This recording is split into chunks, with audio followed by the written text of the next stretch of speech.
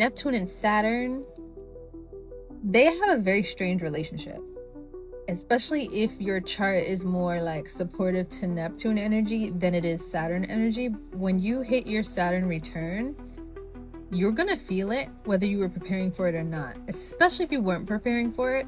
But if you were preparing for it, like I was, accidentally but pleasantly surprised, because around 27 is when you'll start to see big changes in your life.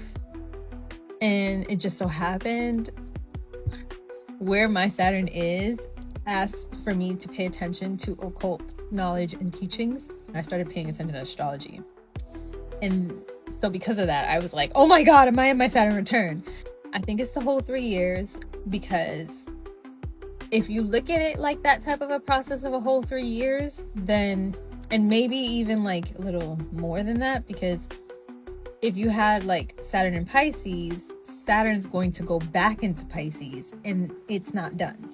So if your Saturn is in Pisces, you're still going through your Saturn return, if you ask me.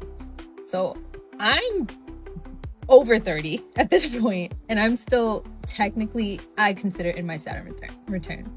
So if that's the case, it's coming to an end, but what can I make sure that is solid and structured? Now, what I'm realizing as someone who has so much Neptune energy in my chart, 30 was like a snap to reality.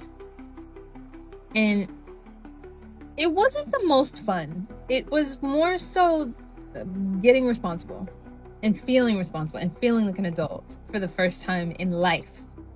So that was interesting.